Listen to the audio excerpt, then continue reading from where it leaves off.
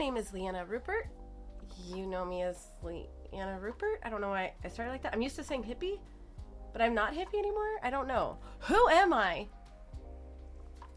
Okay, I know I say this in every video, but you actually haven't seen a lot of the videos where I've said this, so I could still get away with saying it. I'm not trying to post so sporadically. I've actually filmed like 7 to 10 videos. They didn't come out for either one of two reasons. Either one, I waited too long to edit it and it was no longer relevant, like the one I had about the Halo show and the marketing leading up to it. And other times, weird tech issues. Like I had one issue where I went to go edit it and it turned everything into slow motion. It's weird. Also, elephant in the room, just because people like to be really mean to other people on the internet. My right eye is swollen, so if I look weird, that's why. When I was at GDC, I had a couple seizures. Then I got in a car accident on the drive home from GDC from San Francisco to Seattle, and my brain is fucked up, and because of that, I don't have full functionality in the right side of my face right now. But I will get it back, so just bear with me. Bear with me. So I wanted to talk about something that I've actually never done on this channel. Hello. This is a cool setup that I'm not going to use for every video, but for stuff like this where it's referencing a news piece, I definitely want to do that. But with Xbox and Sony being in the news so much for re-strategizing and re-scoping their place in the industry, I wanted to see if my predictions were correct. So this article is the second of 2 articles I wrote when I first started at Game Informer. The first one being how next gen effectively killed console wars and not for the reason you think, because it wasn't the normal argument that a lot of people were saying. It actually compiled a lot of just personal experience, having worked in this industry for 2 decades, while also pairing the knowledge I got from my master's program for business and marketing. And I'm fascinated by patterns, and I'm really good at what I do with patterns. And it's hard to explain because I can see patterns very quickly. And more than that, I can see like 20 different timelines and all of the possible outcomes for those timelines very quickly. And so sometimes I'll talk a lot faster. Like the ideas I'm saying are a lot further along than that timeline than the present conversation, which gets me in trouble because sometimes it makes me look stupid or ignorant when in actuality I'm a lot of steps ahead. And that's ADHD autism, baby. Let's go. So I'm not going to go over the first article for this, the console wars one, because some of it is regurgitated into this article and I just felt like it was going to take too much time. Also, just want to say too, I sound bad. I'm going to be sniffling a lot. I'm sorry. I'm very sick. I don't have COVID, but I did get con crud and I have 102 fever right now and I'm very tired. But god damn it, it's been 4 months since my last video. I need to do something. I miss you guys. So here we are. Guns. So this is context going in before we go into this, because I want to see how accurate I was. I want to see, was I totally off base? Because interestingly enough, for this article, I got a lot of death threats, and I also got a lot of people being condescending towards me in the industry as well, which is interesting because now they're saying things that are almost verbatim what this says now based off of history, which is fine because you don't know what you don't know until it happens. I get it, but like, let's be less reactive towards each other. Some of us have different perspectives. I think it's important to keep that in mind. And, obviously when you're talking to a colleague, be respectful. So this is me to see were they right. Was I completely off my rocker or was I correct? And for at this point in time too, we do not have any information on the release of Elder Scrolls 6 or Fallout 5, though some of the contents of this article has changed since then because, again, this was written during peak COVID when everything was still in lockdown and businesses were wildly spending because they had this insane boost in revenue because people were staying home, but that was always going to be a temporary source of revenue. And unfortunately, that's a big reason why we're seeing all these layoffs, because you can't do that much growth and not restructure, and very few studios actually restructured, and we're seeing the ones that did bother restructuring be completely safe from layoffs, and hearing the various ways they are continuously avoiding that is just, it gives me hope, because there's a lot of very irresponsible leadership right now, and I think it's a hard lesson to learn, but it needs to be learned. It just sucks that it has to be learned at the expense of us. Moving on. So this is going to be, just keep that in mind, that some of this is going to be outdated. In this article, when I'm referencing this generation, this is talking about Xbox One, which Xbox One had a lot to have to contend with. It had a very bad launch, a very bad opening few years of its window. It had mixed messaging, confusing messaging. It was trying to be a console for everyone, like Helldivers, where it said a game for everyone is a game for no one. A console for everyone is a console for no one, in the respect that You cannot cast too wide of a net for competing markets when your core market is the gaming market. And they learned that lesson. And under Phil Spencer's leadership up until recently, we saw a very big amount of success with that. No disrespect to Phil, huge fan of his. Would love to play Halo with him one day. But again, as I've said many times in this video, or maybe not, maybe those were in the videos that I never posted, but layoffs are in gaming industry because there are so many knowledgeable people that are trying to give the warning flag first. 9 times out of 10, layoffs are directly because of poor decisions made by leadership. Let's dive in. Probably, I'm going to be giving commentary throughout it as well, which is, if it annoys you, I'm sorry. I just don't want to just blankly read it and then be like, thanks for tuning in. I want it to be, you know, comparing to where my head was at when I wrote this versus where it's at now, taking in the last couple of years of evolution that we've seen, because the gaming industry has changed a lot, even in 2 years, but it has continuously done that metamorphosis through decades, and we are going through one of those now. It's just, unfortunately, we are in a space where, because the wider world got to see the benefit of games, and we are an industry that is now bigger than TV and movies, we're seeing a lot of people without gaming experience finding themselves in these leadership positions, and they don't know what goes into making a game. Ergo, they give very irresponsible timelines, production lines. They're very often completely mal-resourcing teams. We're having catastrophic effects of that. I mean, we're at 20,000 layoffs now, Gearbox Publishing just being the most recent as I'm literally recording this, so cool. But anyways, that's enough of that. Let's dive in, shall we? Okay. After the news hit that Microsoft acquired ZeniMax, the big question was, what happens to Bethesda's biggest games? While acquisitions usually mean exclusives, there is a big reason why The Elder Scrolls 6 might be an exception. Keep in mind, I'm keeping my verbiage very specific for a reason. Might, could be, likely, probable. I'm not definitively saying yes or no on anything because you don't know. And when I wrote this, the industry I knew at that point, I also knew was going to change drastically at the end of COVID. So I wanted to be very careful and not assuming anything was going to be fact, not projecting something as a fact when it's not, it's speculation. Because all of it is speculation unless it's coming from the source. It's the way it is. This next paragraph is literally just talking about a video that no longer is available on Game Informer, but shout out to Alex Stadnick, who is a real G, and I love him, and I adore him, and I miss him very, very much. I hope he's doing well. Also, I just wanted to say that if you do like Game Informer, before I get into the meat of the matter of talking about what is going to be exclusive and what's not, Game Informer also just launched its initiative where you can directly support Game Informer circumventing GameSpot. And I will say Game Informer is magical. GameStop sucks. I worked for them when I was in retail, and I worked for them at Game Informer, and they are the most idiotic people. And my former coworkers have no idea some of the shit I had to go through with that, with their leadership. And this is me saying, please support Game Informer because they have the best video, the best writers. It's an incredible property.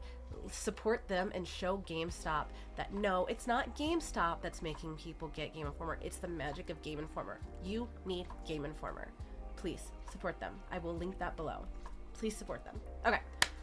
Back into the actual topic now that we've hit 9 minutes into the video. So first, let's get into some background. I do like doing these on think pieces because I want to show that I'm speaking from an educated standpoint, not just shooting from the hip, because shooting from the hip can sometimes sound good, but that doesn't mean it sounds right. Doesn't mean it's coming from a knowledgeable place, and I don't want to unintentionally mislead anybody. So this is background, just showing the metrics. Also at this time it was 17 years now. Obviously it's to my second decade. But the statements made about the acquisition weren't just wishful thinking. I have a master's degree in business where they focus on marketing, and I've been in this industry for, at that time, 17 years. I'm not going to say anything, especially not to a large audience like Game Informer, unless I can back it up and have experiences that lend that validity. To do otherwise is basically asking to be crucified, which we all know is very common. I can show you. I have a whole folder of death threats. That being said, I'm also not saying my word is law. Microsoft would be well within their rights to make everything acquired an exclusive. Another factor into the statements made included a deep dive I recently published, which is the Console Wars article I was talking about earlier. So different in fact that it obliterates how we look at comparing the two platforms regarding their marketing social strategies. if this acquisition happened 4 or so years ago, I would not have even hesitated to say that every Bethesda IP would now be an Xbox exclusive. But now, the game has changed. The bigger game, the industry game, has changed in a big way. And now those would-be's are not so much of a sure thing. Addressing something that Phil said in the press release about this, I do want to address the comment made by him where, with Bethesda and id Software being among the studios under the ZeniMax umbrella, the fate of many Epic franchises remains unclear. When asked about the future of exclusivity, Spencer mentioned that the team is honoring the pre-agreed PlayStation 5 timed exclusivity for games like Ghostwire and Deathloop, but all IPs going forward would be on a case-by-case basis. So when this first went live, a lot of the speculation around this was, everything's going, they said, no they didn't, they said case by case, and case by case means assume everything is going to be an exclusive, but there are going to be peripheral titles that are the exception, not the rule. And 2 of those titles we're going to be talking about today, but keep in mind, these 2 we're talking about today are not the only 2. These are just the 2 that are relevant and the easiest to make this conjecture on. So I hope that clarifies. And I will also link this article in the description as well, so you can also click on all of these links, which are my sourcing. With new IPs like Starfield, it would make sense to make those games Xbox exclusive and to PC, because those are brand new communities that can be built from the ground up. As mentioned in the above video that no longer exists, Starfield also fits that space adventure niche that Halo currently resides in.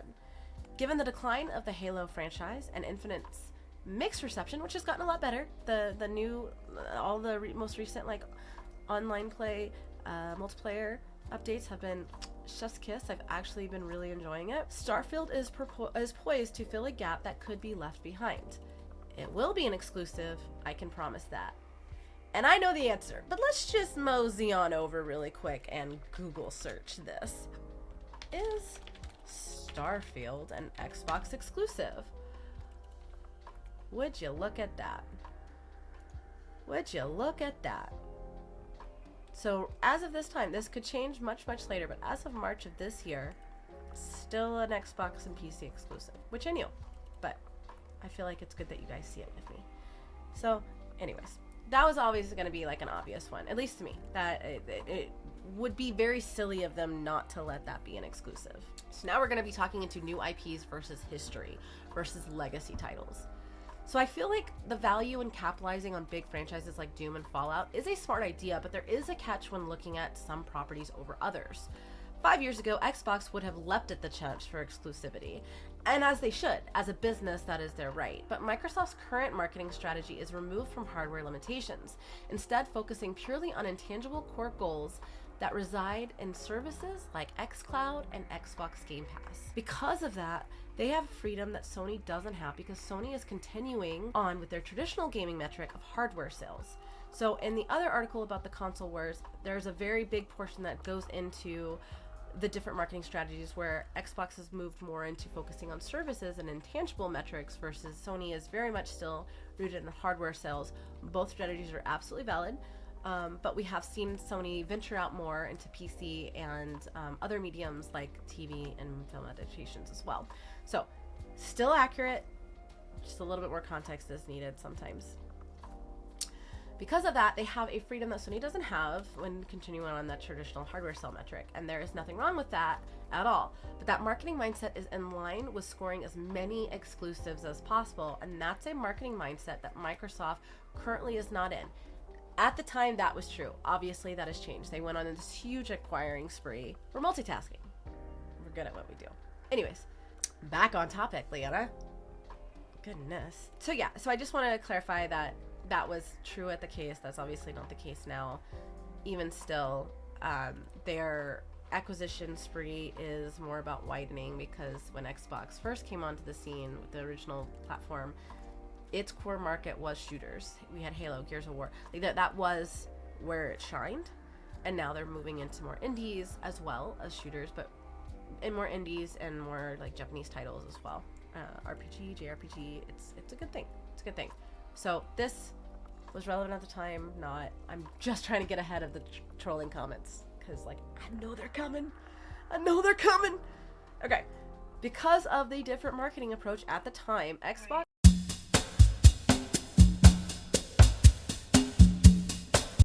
volume was way up. My bad. Xbox has an opportunity to be more strategic with their exclusive plays. Make Starfield exclusive and you'll have angry gamers, obviously. But eventually everything will be righted and the community will move on, which did happen.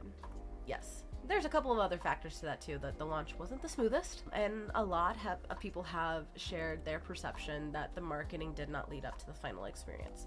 I don't know if I agree with that per se, but that is a whole other conversation that I do not want to go into here, because if I do, then we're going to be here for like 2 hours. So I'm trying to save you, man, okay? I'm trying. So yeah, remove franchises like Fallout and Elder Scrolls, both of which have fans in the millions with long histories attached to them, and there is a reputational and monetary damage that undermines their entire company goal. I'm not talking about minor dent in reputation either.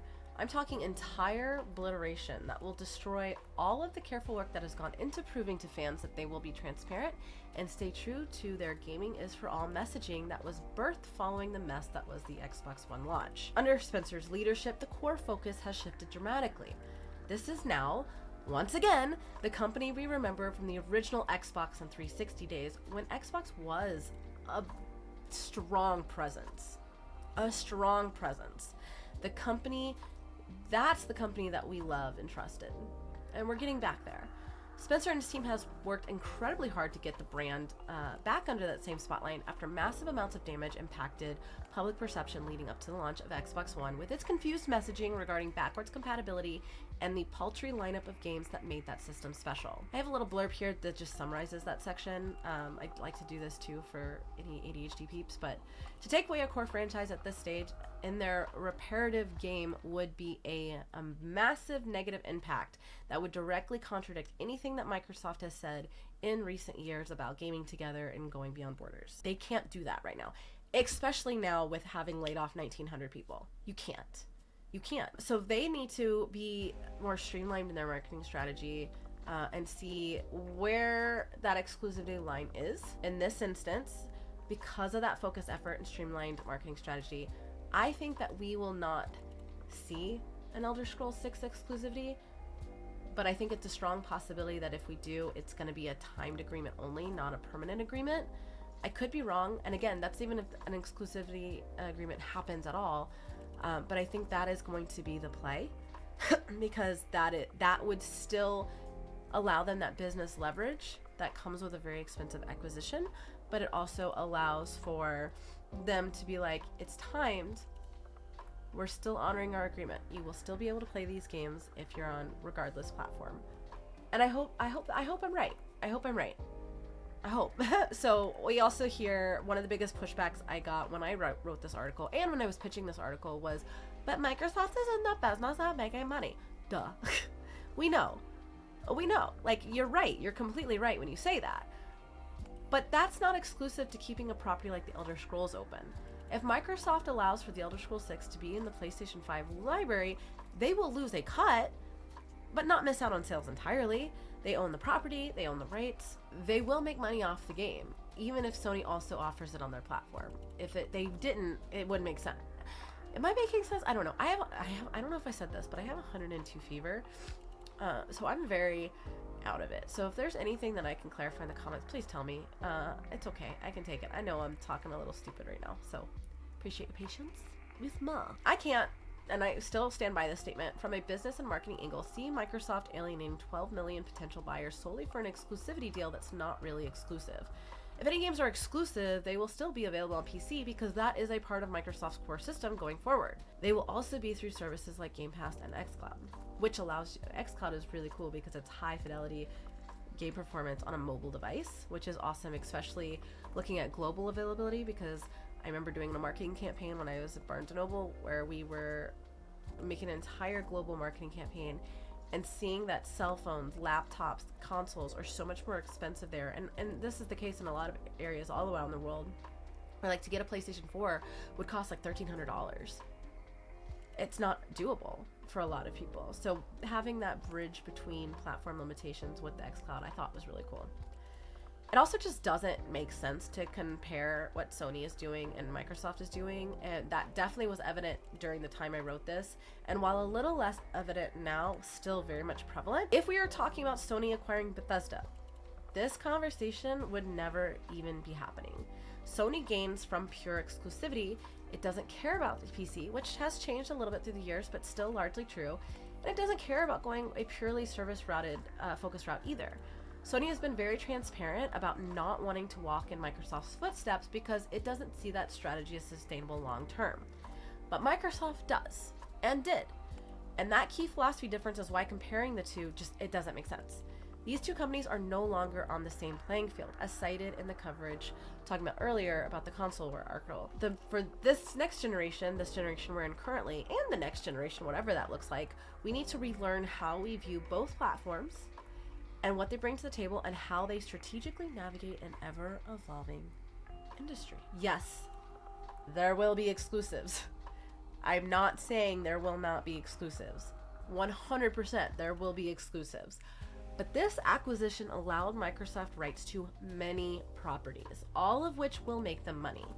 Some exclusives do not translate to total exclusivity until they confirm otherwise. And based on my experience with this industry and my business background, I can't imagine Microsoft backtracking that drastically. Will there be backtrack? Possibly. But to make such an obvious and drastic one, especially now with having those recent layoffs, it would be reputation suicide. And we're going into an era where generational platforms might not even exist anymore because they're not really relevant at this time with the state of technology. Could their marketing strategy shift in the future? Yeah, absolutely. I said this many times. This is an industry that is constantly evolving, and that is why it is very important for early in career people too to listen to the seasoned people around them, just like the seasoned people around them should be listening to an early in career people, because they'll have a new perspective with a new era of game development on the horizon. But in order for them to implement that new data, the new data source needs to also understand this is not a normal market that you can predict things with. A very keen understanding and knowledge skill set paired with an eagle eye is very important. And so much of that is behind the scenes, locked behind NDAs, that it would be very difficult for an early career person to be able to understand the full nuance. Is it impossible? Absolutely not. But incredibly difficult. So I think it will shift. I think we're seeing it shift, and we have seen it shift. But the shift now is a massive pivot from the start of the Xbox One generation, PlayStation 4 generation, where Sony really did take the cake. They won that generation. They did, 100%. Xbox has won previous generation fights. Competition is good. I don't care what platform you play on. You should always be rooting for all platforms to be changing and evolving, because what that's going to do is that's going to ensure that like Sony implements this really cool feature and oh my god, everybody loves it, and they're saying like, oh, I'm gonna get a PlayStation because of that. Well, then Xbox is gonna want to see like, okay, there's a need for whatever this feature provides. Is there something else we can do with that would remain us in that competitive lane, and vice versa. Competition is so good for the consumer. It really is. It pushes. That's why it was so sad when Mixer went under, because Twitch needed that competition, and Mixer was the first real platform that could challenge Twitch. I'm not even gonna acknowledge Kick, because no. But all of this was to say that with the current goals from within the last 3 years of Xbox, of Microsoft, of Sony, it would not make sense for the Xbox, like things like Elder Scrolls 6 and Fallout, to be anything more than a timed exclusive. It would do too much brand damage that it wouldn't be worth it. The ROI just isn't there, especially in this day and age where everything is so much more expensive to make with a lot less resources. And that ties into a whole other conversation of we need to be moving into AA scopes instead of AAA scopes. But again, that's a much longer conversation that we do not have time for today. So I think, looking at that, tell me if I'm wrong. I know you will. I think this is largely, I still believe in everything I said, pretty much. What did come to pass was true. I think this is something that is very important to keep in mind, because a lot of times when people are discussing different strategies and different hopes for the future, from a consumer side, the differing philosophies doesn't really factor into that argument, and it's a very vital part of that argument. So I'd be very interested in hearing what you think. I think that anything can go. The industry is collapsing on itself, which is necessary. Just like everything in life, everything has a death rebirth cycle. Everything. I feel like if you are a good human being that values self-growth, you should be prepared to die 1 billion times in your lifetime and reborn 1,000,001 times. And every time is very painful, but the end outcome is so beautiful. And it's the same thing with civilization, same thing with religion, same things with industries. You know, you have that incline of success, then you plateau at the highest peak, and then you have the pivot, and then you have the crash of the destruction, because you can't evolve to the next stage of evolution while operating under familiar and older parameters. There has to be a total destruction before that rebirth can take place, and we are in a destruction phase right now, which is really hard. For anybody that doesn't know, I was laid off back. I was one of the 20,000 people laid off from Bungie, and while I am working contract, I'm currently working on the Fallout TV show. It's still not full-time employment, and that's very scary because Bungie forced us to move to one of the most expensive places in the country. Everybody I've interviewed with, when I told them how much we were making, like, I just got looks of horror. It's scary. It's a really scary time right now. But even this, even the Fallout thing, that's even relevant with this conversation too, because people are hungry for Fallout news. They're hungry for Fallout 5. They're hungry for Elder Scrolls 6. I understand why Bethesda said what they said early. Unfortunately, when there's enough pressure, you are forced to make decisions that might not be the smartest decisions. It was not a smart decision to say it that early, but they kind of had to, because they were getting pressured. Oop, that's Twitter. They were getting pressured from all sides, and eventually they had to say something.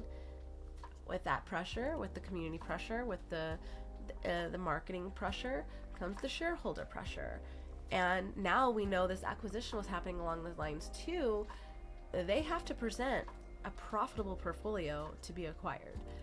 They need to show, like, you should invest in us because this is the cool shit we have coming down the pipeline. And with Fallout 76, which is now in a much better place, so many people play it. I play it. I really enjoy it. But launch was really rough. Starfield was really rough. They are in a position where they do have to really come out swinging. And they can do that under intelligent direction and a little bit of consumer faith. Will we see it? I don't know. But with the Fallout show coming out, there's going to be a renewed interest in Fallout 5. There's always an interest in Elder Scrolls 6. I feel like every couple months we're seeing the same article of, when's it coming out? And it's the same bullshit regurgitated. Oh, that was me. Thank you so much for hanging out with me. I really appreciate y'all. Y'all are amazing. I miss you very much. Please feel free to hit me in the comments below. Don't hit me, but hit me up with comments in the below.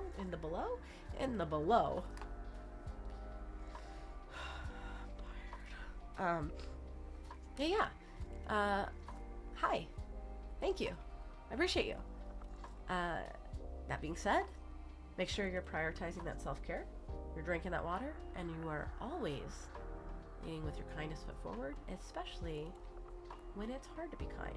That's arguably when you need to be kind even more, because you actively have to choose it, and to make the choice to be kind instead of choosing to fall into the distraction of anger and short-term frustration that means nothing in the long run, the world becomes a better place. So that being said, thank you guys so much for tuning in, and I will catch you guys next time. Bye.